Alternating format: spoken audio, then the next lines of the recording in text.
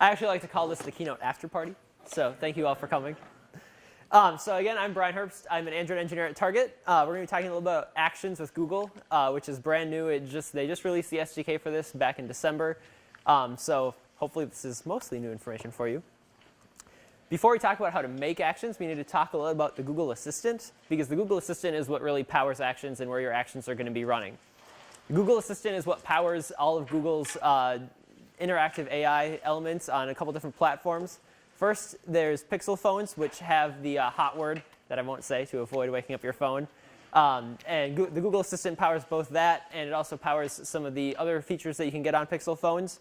Google says that it's coming to other devices soon. I know LG has announced that a lot of their recent devices will be getting it. And then just earlier this week, someone leaked, I believe, that Google will be bringing it to the Nexus 5X and 6P soon. So it powers Allo, so you can use text conversations to talk to the Google Assistant. You can also bring it into group messages with your friends, so your friends can also, you guys can see the same information that the Assistant's providing to you. It's, of course, what powers Google Home, so you can talk to it in your house just like you would with an Alexa or Microsoft's Cortana if you're one of the 3 people who have that. And then Google has also said that they're bringing the Google Assistant to Android Auto and Android Wear in the near future, so soon you'll also be able to talk with the Google Assistant in your car or on your wrist.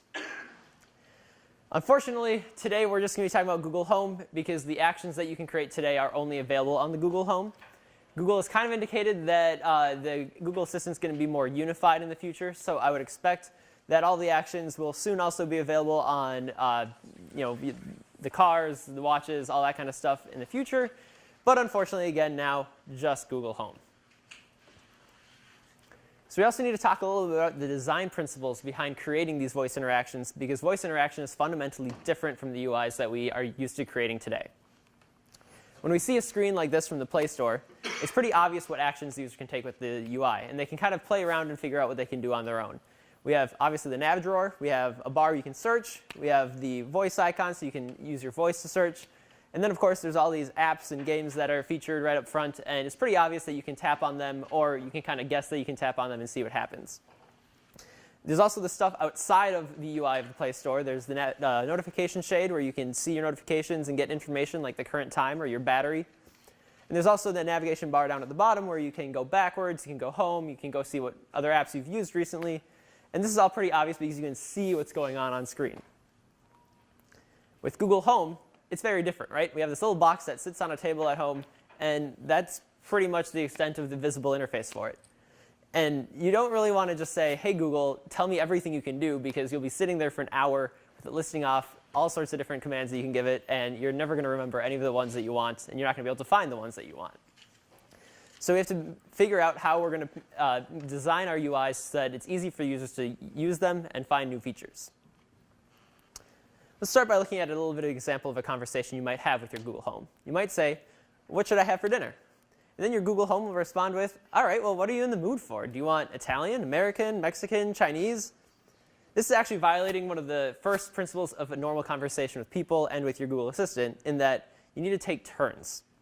If we go back, we can see after Google says, what are you in the mood for, it immediately starts giving you options for what you might say. You're actually probably interrupting your user here, because after you ask them a question, they're probably going to start answering. So remember, just like in conversations with people, you want to make sure you're taking turns and not interrupting your users. This is another basic, simple phrase that you might say, just guide me downtown. And it looks pretty innocent off the bat. If I were talking to you, you'd probably be able to guide me downtown, partially because we're pretty much already there, but also because you know all the context behind what I'm saying. But if I'm talking to a robot, like the Google Home, it needs to know, which downtown do I want to go to? Do I want to go to downtown Minneapolis, New York, Chicago? There's a lot of different downtowns in the world, and it needs to know which one I want to go to. Guide me is also even more ambiguous, in that it doesn't know whether I want to drive, walk, bike, fly, and it also doesn't necessarily know where I'm starting from. Do I want to go from where I am right now? Does it even know where I am right now? Or do I want to start from my home, from my work, or any other place? The reason that this is a problem is that speech uses shortcuts. In our day-to-day speech, in all of our conversations, we tend to use words like this, assuming that you can guess what context I'm talking about. If I tell you that, that I want to go downtown, you know that I probably want to start here because I am here. And you're probably going to guess that I'm going to walk because we're super close to downtown. Filling in these blanks requires context. You also want to go scriptless. We've all interacted with those god-awful help systems that are very scripted, and it very much feels like you're talking to a robot. While you are a robot, you want to make it seem like you're not a robot. So an example of where Google Home does this to kind of make it feel more natural is if you set a timer. If I go home and I tell my Google Home to set a timer for 20 minutes, it has a couple different ways of responding to me. So it can say, all right, setting a timer for 20 minutes. Sometimes it says, 20 minutes, starting now. And just varying up the kinds of responses you give to your users helps make it feel a lot more natural. And finally, we want to give our users the freedom to say whatever they want to say. So those phone systems that we talk to our banks and our healthcare systems, they force you down a particular path by saying, press 1 for this, press 2 for this. Or those ones that are almost even worse where you have to actually talk to it and you have to say a very specific keyword for it to do what you want. These are all forcing them down a particular path, and you also have to teach your users how to use the system. You want to design your voice interactions so that your users can say whatever they want to say in whatever way they want to say it. And then they'll be much more happy with your system, and they'll feel much less like they're talking to one of these robots. So we don't want to say help for more options. We also have to anticipate errors because, like I said, those shortcuts can cause ambiguity. So if I tell my Google Home to buy me a Kit Kat bar, it might buy me a regular-sized Kit Kat bar. I'd be pretty happy. I love Kit Kat bars. Or it might buy me a king-size Kit Kat bar. If it's feeling particularly adventurous, it might even buy me a green tea Kit Kat bar. Haven't tried those, but I've heard they're good. So the way you want to address this is get confirmation from users. For situations where you're buying something, you probably want implicit confirmation so you don't go buying the wrong thing and charging your users. For some things like setting an alarm, you want explicit confirmation in these cases. For some cases like setting an alarm, implicit confirmation is probably fine. If you just say, hey, all right, I'm setting an alarm, then your user will probably be happy with that. But when we're asking for explicit confirmation, we need to be careful about how our users can respond. Because if they are agreeing with whatever we're doing, they'll probably just answer with a quick, short, yep, yeah, go ahead and do that, something like that. But if they're saying, no, you got it wrong, they probably will tell you a little bit more about it. So no, actually, I want a regular-sized Kit Kat bar, not a king-size green tea Kit Kat bar. So you need to be able to handle the more expanded response that comes with a negative answer. So like I said, anticipate errors because shortcuts cause ambiguity. But we also don't really want to think about them as errors. We want to think about it more as being flexible. Because this isn't really an error. Your users are just talking to you the way that they would talk to any of their friends. So you need to just be able to handle that. Don't think about it as errors. Just think flexibly. As another example of this, your user, instead of saying set an alarm for 6 o'clock in the morning, they might just say set an alarm. And that's not, the problem is you can't set an alarm and just set it at the right time, right? There's no context to tell you that they want it at 6 in the morning or 5 in the morning or 3 in the afternoon. So you have to provide kind of more of a dialogue and say, all right, well, when do you actually want to set it? And that's not really an error. That's just leveraging the inefficiency of our speech to make it a quick interaction with your Google Home. All right, so we're going to talk about 2 different types of actions that Google offers to you. The first is called conversation actions. And the second is called direct actions. They differ in how you trigger them, the responsibilities that you as a developer have, and then when they're actually going to be available to you. So conversation actions are triggered by saying something like talk to service about topic. So talk to Domino's about ordering a pizza. You handle both the interaction with the user and the fulfillment of these actions. And they're also available now. Direct actions are when you say something like take a note. You give it a direct action. You don't have to specify the service. And in this case, Google will handle all of the interaction with the user, and you just handle the fulfillment. Unfortunately, these are not available yet. So they'll be available hopefully later this year, but Google hasn't given any more information on when they're going to be available. Conversation actions are great because they take away some of that ambiguity about what the user wants to do, who they want to talk to, but they are a lot more limited in the way you trigger them. So we're only going to be talking about conversation actions because we can't make direct actions yet. The flow for these looks a little bit like this. First, your user says something to the Google Home or to their assistant, wherever it is. And that input is sent to the Google Assistant, which parses it into a JSON request that goes over to your action. Your action gives the JSON response back to the Google Assistant. And then the Google Assistant will read that response out to the user. This JSON format is one that Google created that they call the Conversation API. So if you ever see that, if you ever see the Conversation API in the documentation, it's talking about the interaction between the Google Assistant and whatever is hosting your action. The flow, the kind of overall flow for interaction with the Google Home looks like this. First we start with an invocation. So ask Awesome Flight app to book me a flight. That's invoking a particular service to do something. And then we give user dialogues. So in this case, you might ask, OK, well, where do you want to go? And then the user responds with, OK, I want to go to Paris. And then the last step is actually fulfilling that action. So the assistant will respond with something like, all right, I'll book you a flight to Paris. And then it'll actually go on the back end and fulfill that request, book that flight. To invoke a service, we, of course, need to have a name for our service. And that name has to be unique. It should also be easy to say. Google won't test to see if it's easy to say. But if your service name is something like supercalifragilisticexpialidocious, it's going to be quite a mouthful for users to say. There's a good chance they're going to mess up. And the nice thing about that one is actually supercalifragilisticexpialidocious is very unique. So the chance of Google mishearing them and thinking that you said something else is pretty low. But it is very difficult for users to say. So stay away from stuff like that. For most people, your actions also have to have 2 words for their invocation name. There are some exceptions. So you can file for an exception with Google if you have something like a trademarked name like Target or Augusto and you want that one word to be your trigger name. But in general, 2 words. You also have to avoid certain reserved words. So Google is a reserved word. Assistant is a reserved word. So you can't make something called the target assistant unless you get special exception. But in general, those are the 2 restrictions on names. So I said that to do conversation actions, you actually have to trigger it by giving it a name. These are a couple of the trigger phrases that Google already provides to you. Let me talk to, I want to talk to, ask, tell me, stuff like that. These aren't things that you can change. You can't add your own. And this also isn't necessarily exhaustive. This is kind of what I scrapped together by coming through like 3 different pages of Google's website. They don't really publish a full list, partially just because it shouldn't feel like you're limited to just those options. It should respond to whatever the user says. But again, that's all on Google. You don't need to worry about defining those.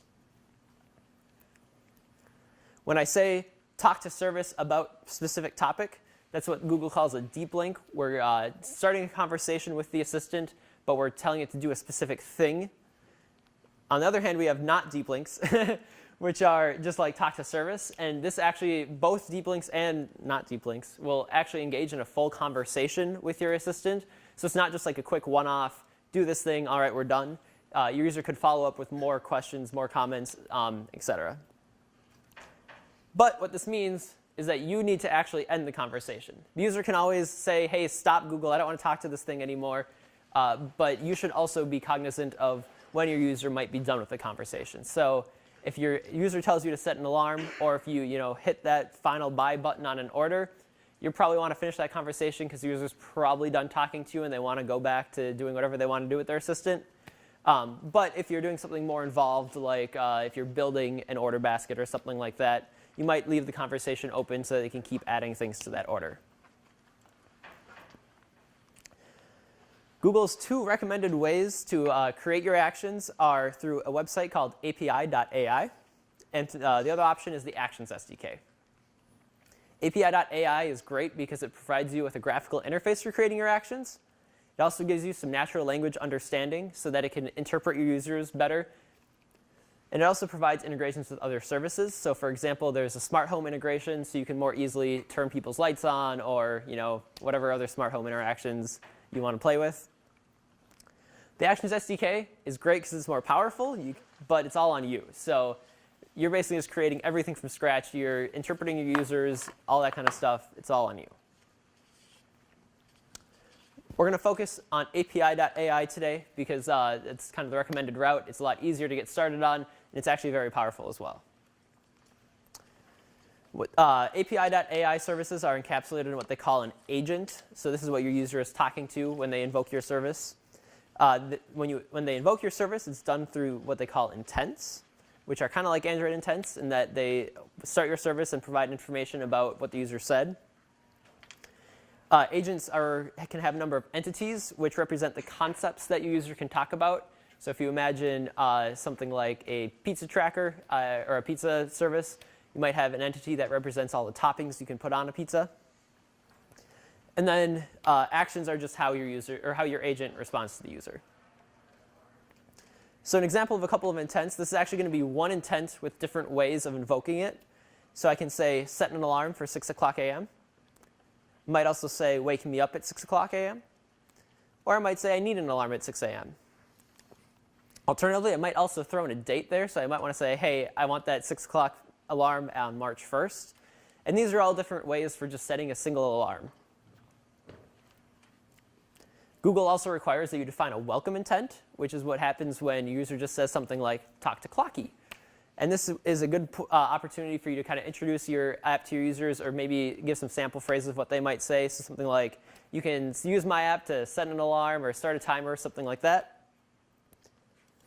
You also need a fallback intent. So if your users say something really dumb like tell Clocky to order me a pizza, my alarm clock probably can't order me a pizza. So this is your opportunity to say, I'm sorry, I don't know how to help with that.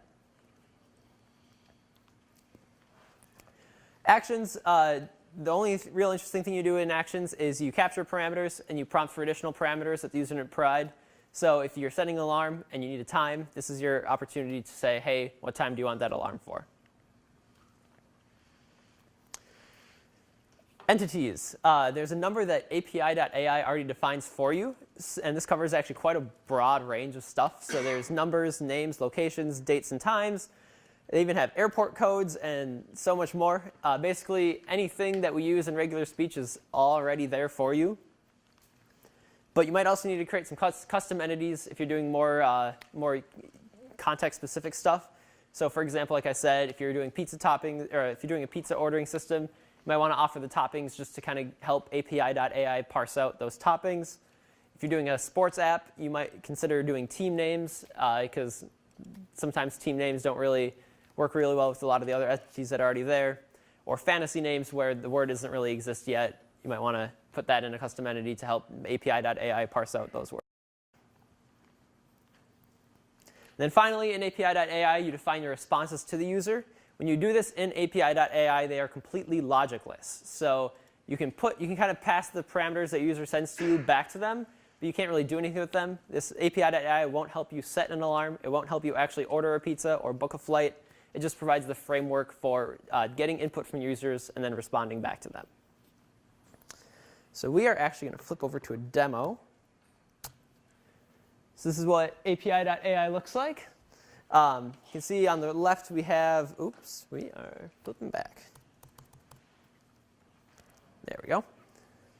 We have our intents, entities. We're going to skip over domains, the rest of the stuff. One thing we'll look at real quick is integrations. Here's where you turn on actions on Google. You have to give it, this is your invocation name. So in this case, I'm just going to call it DevFest. The Google project ID is used when you actually want to deploy it. You can select between 4 different voices. So there's 2 male and 2 female voices. They do sound different from the regular Google Home voice, so users won't get confused about what they're talking to. And that's about it here for now. So we're going to look at our set an alarm intent. You can see I've already got a lot of these user says phrases defined here, like I need an alarm, set an alarm, wake me up. I'm going to actually add a new one to show you guys how that works. Say I have a meeting at 6 o'clock a.m. And when I hit enter, you'll see that API.ai automatically says, hey, I see this time entity in that phrase. So it'll parse that out and it'll automatically add it down here to our actions if it's not already down there. So I give my action a name, and you'll see why that's important later. If you're just parroting back to the user, if you're not actually doing any fulfillment, you don't really need an action name. This is used for when you need to go have a service that actually sets an alarm or orders a pizza. You can set your parameters as required, not required. You can give them different variable names. So in this case, we just have a time and a date. The date you can see is optional. There's nothing really special about that right now because I'm not actually setting an alarm, but I could have that optional date to specify that later. If they don't give me a time, if they just say set an alarm, we can give them a couple different prompts. We can say what time or when. And API.ai will kind of just randomly pick one of these prompts to give them if they didn't define that. Hit the X. And then down here, we just have a response which parrots back, OK, I'll set an alarm for that time, or your alarm will go off at time. So API.ai gives us a little simulator we can try this out in. So if I say set an alarm for 3 p.m., it'll say, all right, I'm setting your alarm. It's not quite formatted right, but we'll look at how to fix that later. The other thing you might want to do once you have this all set up the way you want it to is if you go, oops, that's not what I want. If we go into the integrations, we can go back to the Google or Actions on Google integration, and we can preview our action here. So there we go. Hit authorize. It'll give us a link to the Google Home Web Simulator. Let's start that. And now we can actually talk to it as though we were talking to Google. So API.ai talks directly to your agent, and it kind of bypasses Google. This gives you more of a realistic feel for how your users would interact with it with Google. So remember I said we can say talk to DevFest. It's 2 words. And it'll give you the JSON request that Google would send your agent, and it'll also give you the response. You can completely custom, again, with like the Actions SDK or even with a completely custom web server, you can go ahead and make these responses yourself, but it's a lot easier if you use something like API.ai. So now we're talking to DevFest, and I can say set an alarm for 6 p.m.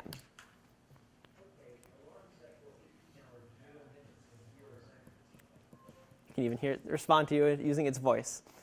The other thing I'm going to point out with this action or the intent that I showed you, oops, that's the entities.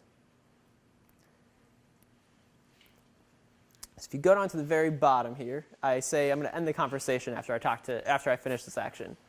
So now, if I come back here and I try to say set an alarm for 6 p.m. again. Sorry, this action is not available in simulation. Sad day. That's because I ended the conversation. We're no longer talking to DevFest. I can also use a deep link here, so I can say ask DevFest to set an alarm for 6 p.m. Sure, here's DevFest. And she'll go ahead and set the alarm. Your alarm will go off at 18 hours, 0 minutes, and 0 seconds. So that's a pretty basic action on API.ai. Again, it doesn't actually set an alarm. It doesn't do anything super fancy, but it's a good start. We're going to go back.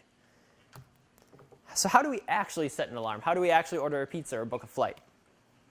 For those kinds of things, you want to use webhooks from API.ai over to your server. So we saw this diagram before. Your action is being hosted on API.ai. How do we get over to our server? We add in an API.ai webhook that also uses JSON, kind of like the conversation API. You can host these anywhere you want to host them. Google recommends Node.js because they already have a little bit of a library set up to help you handle all of this stuff. I recommend it too because it's easy. Our webhook server is going to look something like this.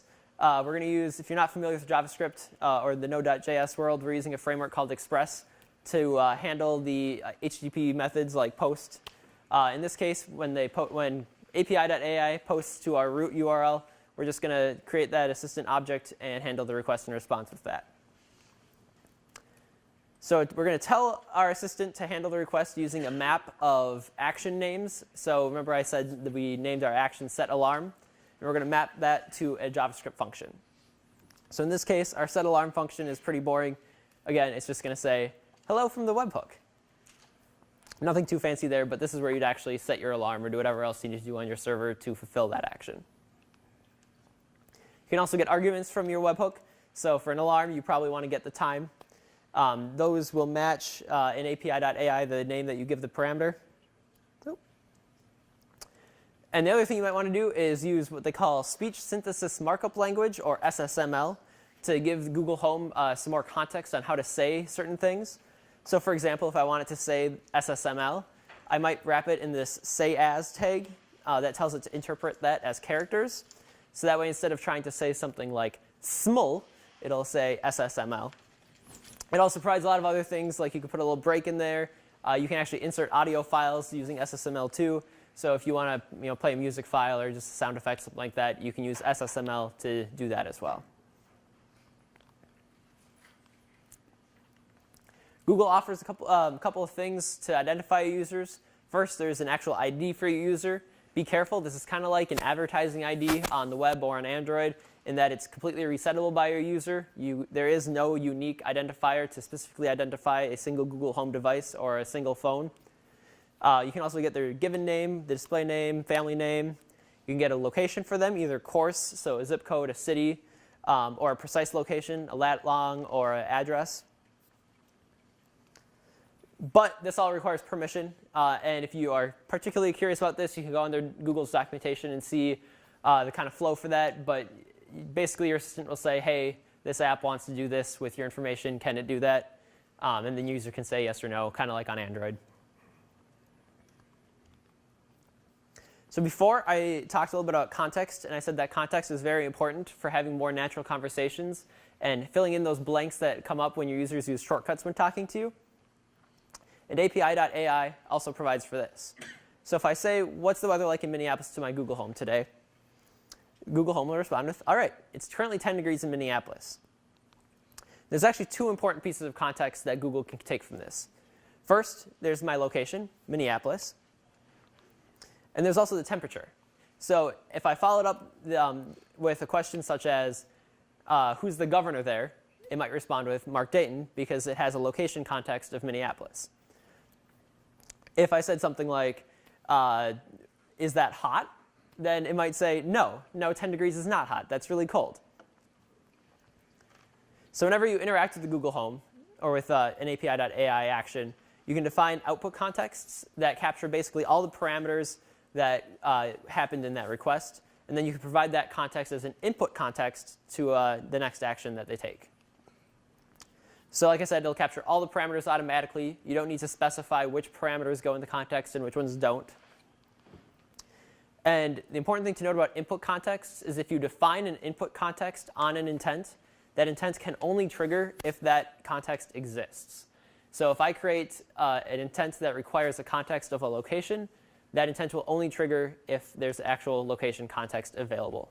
And we'll see what that looks like in a second as well. It might sound a little bit confusing, but it's actually really great because it allows you to do some pretty complex branching flows. And API.ai has an example that we'll look at that kind of shows how that works. Context also has a lifetime. First, you specify it as a duration in the number of requests that user makes. So the default is 5. So after 5 requests, if you haven't used that context again, the context will go away. And the context also ends with the conversation. So once I check that end conversation checkbox, the context all goes away. All right, let's go back to our demo. So we're going to actually start by looking at an example of entities. So I'm going to, we're going to delete this one and start over. So we're going to create a new intent to order a pizza. We're going to allow our users to just say, order a, pepperoni pizza. Let's say pepperoni pizza. And you'll see it automatically figured out that I want toppings. And that's actually a custom entity that I created. Oh, it's going to be mad at me because I just deleted that. So here's my toppings entity. You can see I've defined pepperoni, sausage, olives, peppers as valid toppings for a pizza. And I've also defined some synonyms. So for pepperoni, you can either say pepperoni or just pep. It allows you to kind of leverage, leverage shortcuts that users might use. Same for peppers. You can either say peppers or red peppers. Let's create this again. And so now that I've created that entity, it'll automatically know that when I say order a sausage pizza, that sausage is a type of topping, and that's probably the type of variable that I want to use. So of course, we need a topping to create a pizza. I'm not going to define a prompt right now, but we could. And then your response will just say, all right, ordering a toppings pizza, and we'll just parrot back those toppings. So now if I say, order me a pep pizza, it knows, all right, I'm going to order you a pepperoni pizza. So that's how you use custom entities. It's pretty simple. Entities can also reference other entities, so you can kind of create combination entities. So the example that API.ai likes to use is if you have a robot that you can control with your voice, it can move forward. It can also move forward a certain number of steps. So you'd create an entity that has a direction like forward, backwards, left, right, and it also has a number of steps like 5, 10, 15, whatever. Let's look at contexts. So this is API.ai's bouquet example. It's a little bit more complex, but it shows some cool stuff that you can do with contexts. First, when you greet it, oh, hello, dictionary. It'll just say, when you say hello or hi to the bouquet example, it'll just respond with, hi, would you like to buy a bouquet? And you'll notice nothing special about that. But what's unique is, if we go back to our intents list, if you say, so if we go into the compose intent, if you say, yes, I need a bouquet, or I want to buy a bouquet after it greets you, then what it's going to do is it's going to set this output context of both bouquet, which is going to track what's in the current bouquet, and it's also going to set this compose, which is going to be used for our branching model. So before we go on, note again, one of the options here is just simply yes. So if we go back here and we go to yes compose, you'll see that the input context is compose. And it also defines a user says phrase of just yes. So the way that API.ai will pick between that last one we looked at and this one is the fact that this one has this compose context. If the compose context is there and the user just says yes, then we go in here. If they say yes without the compose context, it goes to that other one. So that's one way to create those branching models where you need to provide certain actions for user only if they've already done certain things. And then you'll see it gives out an output context of yes compose to continue branching from there. That's all we had for that demo. Actually, we had one more thing. Let's go back. So we're going to look at webhooks as well. So if we go back to our sample app here, we're going to create a little weather app. It's going to take in a location context. So let's look at where we set that. Set location. If you just say, I am in Minneapolis, it'll set the location context. And then this city variable will just automatically come with that context to all of our future requests. So if we look at temperature, you can say, is it cold? Is it hot? How's the weather? What's the weather like? And those are all valid ways to ask what the weather is like in the current city. We're not going to define the response here because we're actually going to use webhooks. So to do that, under fulfillment, you just check the use webhook box.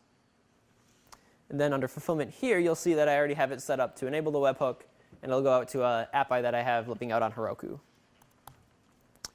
The code that's living on Heroku looks a lot like I showed you before. We have the API.ai assistant. We have our Express framework. We have a parser to help us parse our bodies. And then we have a little weather package that will help us get the weather. These actions map to the intents that I showed you before. Nothing too special there. And then we get that location argument passed in. So our get temperature function will use this weather package to find the current location, get the weather in degrees Fahrenheit. If we get an error, we respond with, sorry, I couldn't find weather data for that location. And if we get an actual response, we parse out the temperature and respond with, yeah, it's whatever, how many degrees in that location. So we are going to go over, we'll use the web simulator because that's cooler. So we can say, tell DevFest I am in Minneapolis. DevFest isn't responding. Oh. Try again soon. Awkward. Let's try that one more time. It might just be waking up. Let's see, did I get the command right? Let's double check. Ah, I didn't give it the right command. No, that should be right. I am in Minneapolis. DevFest isn't Nope, okay, well, that's not going to work. Either way. It should respond with, I hope the weather's nice in that city, and then we could have asked it how the weather is. Fortunately, it's not working, but I promise it worked yesterday. All right, the last thing you might be interested in doing is actually publishing these actions so people can use them. I don't know why else you'd be wanting to make an action. Google has an actions directory that you can see on kind of the Google Home Control panel. And to set it up in here, first you need a large banner image. You need to have a display name, small square logo, an invocation name, give it a little bit of a description, provide them with some sample invocation phrases like, OK, Google, talk to math quiz, and then a link to your privacy policy, terms and conditions, contact info, all that fun stuff. It's very similar to setting up an Android app. You need pretty much the same kinds of information. To publish it, first you need to create a Google Cloud project. You need to register that action with Google in the Google Cloud project. So you go in there kind of like you'd be turning on API access for your project. And you just kind of turn on the Google Actions, and then you get access to the page where you register it. Then you go into API.ai if you're using that, and you can deploy. There's a button in the Integrations tab that says Deploy. And then finally, you need to wait for review. Google does review each of these individually. It's a manual process. They'll actually try talking to it and see what happens. Make sure that you're not violating any of their privacy policies or any of their other policies.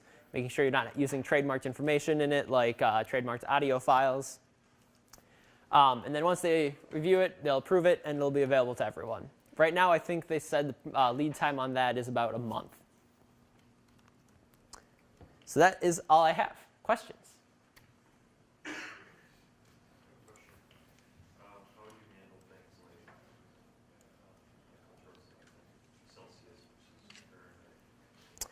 So that's a good question. Those would both be entities. If we go into API.ai, I can actually probably say, ooh, that's not what I want.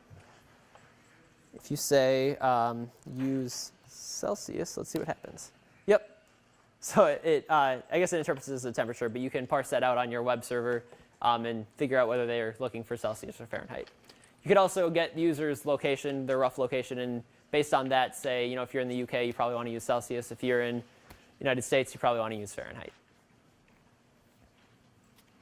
When you define what the user says, like how specific do you have to be? Like, what if they're speaking in broken English? So that's where you want to provide as many different types of phrases as you can. So my alarm example had like 5 different ways to say you want to set an alarm. Basically, you have to be very specific as to what they're going to say. But you can provide all sorts of different ways to say it and be as flexible as you want. So if, say you want to interface with like an app like Facebook on this, so is the expectation that Facebook is going to have their own invocation actions, or can you actually create like talk to Facebook and then do a search for that? So the question was if you could create basically a action for Facebook. Facebook is an example of something that, so that's a good question. The short answer is Facebook can come along and say, hey, Facebook is a trademark that we own, and this person doesn't have the right to use the word Facebook in their action name. And Google would probably either take it down or ask you to change the name. Does that answer your question? I guess my question is more, is Facebook potentially going to publish some indication of their own that guides you on Facebook? So you can say, talk to Facebook, so they have their own way that they want to guide you to interface with Facebook via actions. Yeah, Facebook could certainly create their own action that provides its own interface to Facebook. Like I said, this basically launches an actual conversation with these agents, or whatever you want to call them, services. So for Facebook, they could create a Facebook service, and you could have a complete conversation with Facebook on Google Home without really using the Google Assistant. So as far as deployment, it sounds like it's pretty much deployed through apps to like put people to the home, or how does that exactly work? So if we're on API.ai, we can go to our integrations. This actually won't show for me because I don't have a cloud project defined here. But if I were to put a Google Cloud Project ID in here in API.ai, there'd be an additional, actually this deploy button would be active right here. But if you're doing more custom stuff, so if you're using the Actions SDK instead of API.ai, there's a slightly different process that you go through to deploy it. So like, how do you actually get it onto like someone's device? So the question was, how do you get it on someone's device? And Google Home and the Google Assistant's different from the Amazon Alexa in that the actions aren't living on a specific device anywhere. It's all living in the cloud. So once Google has approved your action and it's available to people, it's available to everyone simultaneously. Users don't have to download or install your specific action. So like, there's going to be some contention on using action And yes, there could be, and that's why it has to be unique, and that's part of why it also goes through the review process with Google. Follow-up question. Having said that, is there like a capability to do a personal modifications? Say you're out of town, your roommate actually is in your apartment and started ordering pizza. So the question was if you could notify your users. The answer is not right now with Google Home. It's the user has to trigger the Google Home for it to do something. The kind of exception is Google Home is actually a Google Cast target, so you can cast audio to a Google Home, but I believe all of that also has to generally go through some sort of a user interaction. Yeah, yeah. Yes? Did you talk to local devices yet? Like other devices on the Wi-Fi network? Yeah, on the local network. So you currently, the short answer is no. The longer answer is you could, but it'd have to go through some sort of a hub. So for example, I can use my Google Home to control my SmartThings hub, but not directly. It has to go through the cloud, which bounces back to the SmartThings hub and then controls the local devices. Yeah. I've heard rumors that Google is talking about opening up more local network control, but they haven't announced anything, so.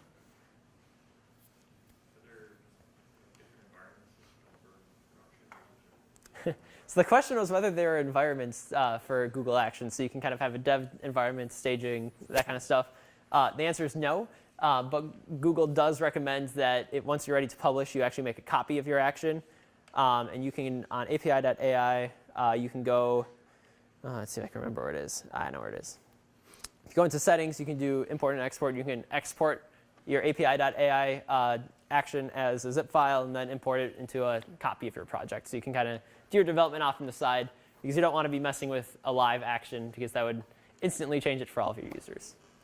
The other interesting thing I forgot to mention is that api.ai has an API, an api.ai API for you to interact with all of their stuff. So you can create some sort of a nightly deployment that goes through and either updates your action or it can go through and create custom entities. So this is particularly useful if you have a situation where maybe your menu updates nightly, or maybe new teams can join your sports league nightly, and you want those to automatically update on your action for everyone.